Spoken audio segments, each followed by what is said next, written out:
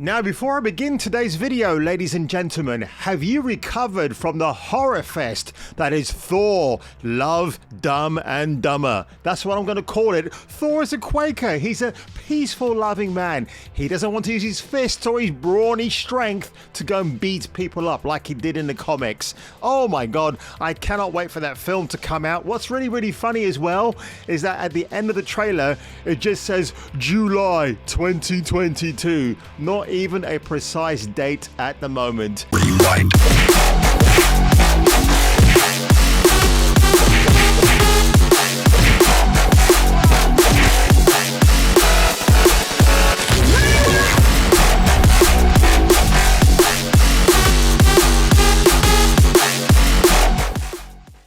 Definitely a red flag, folks. Now, speaking of red flags, I would like to talk about this particular red flag, which is the HBO TV series The Last of Us. That's right, it is a live action adaptation of the beloved first game. I'm not going to talk about the second game because, as far as I'm concerned, the second game is complete trash. The only thing I might say about it that's kind of redeeming, the kill animations are pretty good, but then it becomes very samey after, say, playing 10 hours of the game.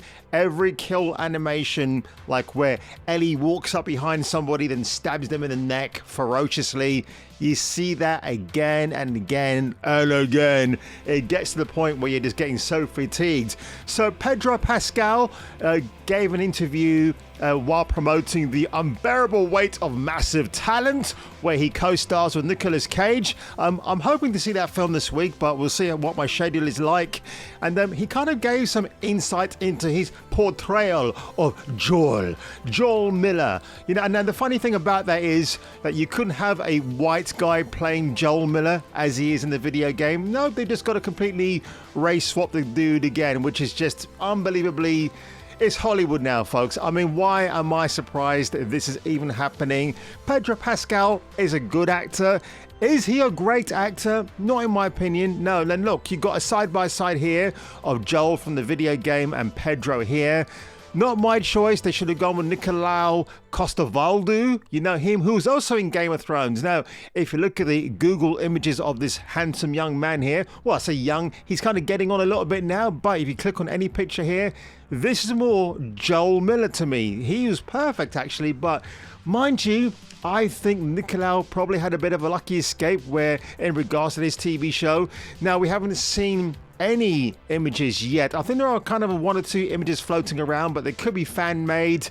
But I'm not really buying in for this. Now, what he said in this interview is, I am the biggest fan of The Last of Us, to which Pascal replied, did you play the game? It's so sad. I haven't seen any skill to play it. Now, Jack King is the guy who declared that he's a big fan for The Last of Us. He doesn't say The Last of Us Part 2, so I'm kind of interested in that, in why he didn't probably admit to saying that he liked or didn't like that particular game. And then Pedro Pascal said, it was only a matter of minutes before I had to hand it over to my nephew. So this is the first game they're talking about.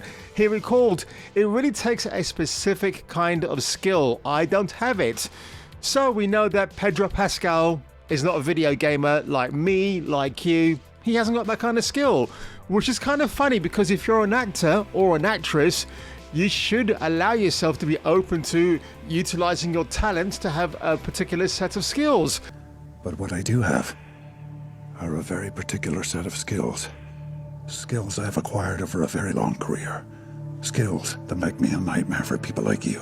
What's interesting here is that when you look into what he says in GQ magazine, he then talks about the directions you would expect the live action adaptation to go in, or it might not.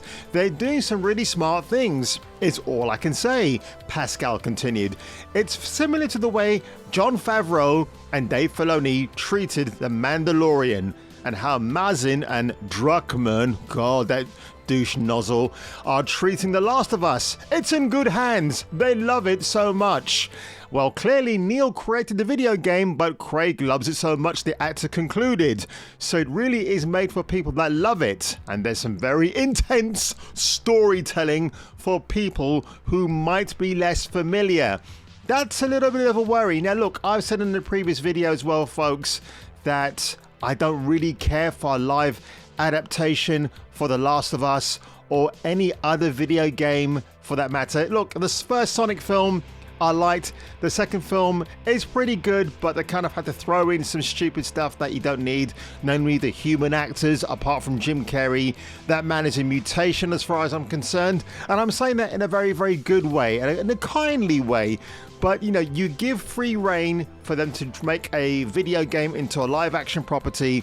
It crashes and burns every single time.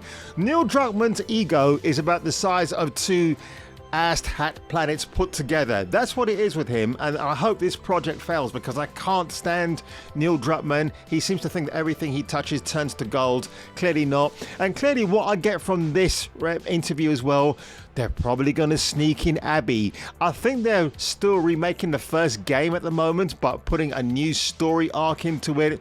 Again, probably going to be introducing Abby Johnson. We don't want to see her. She's a shit character. But, you know, when it comes to fans making an adaptation of a video game, take this for example. This is from a Superhero, really good YouTube channel, and they made this fan film based on the first two infamous games, which were exclusive PlayStation titles.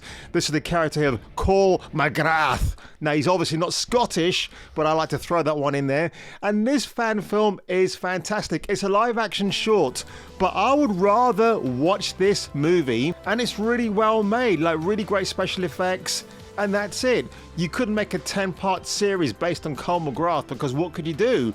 So when you tell me that a studio like HBO is heavily invested, I don't think so. And look, when the first HBO trailer comes out for The Last of Us, I'm going to sit back and treat it the same way I treated Halo, because we saw how well that show has gone down. Everybody hates Halo, the live action TV show, which I'm glad to see, because again, you know, if you watch the Halo 3 documentary where the soldiers are talking about their battle moves, like how Master Chief does it, that's what I want to see. And yeah, I can't wait. So if you enjoyed this quick video today, folks, on The Last of Us, the live action TV show coming to you on HBO probably next year now, then leave a like below. And if I were you, check me out and maybe slap me on my slappy head the next time you see me on the street on my next video.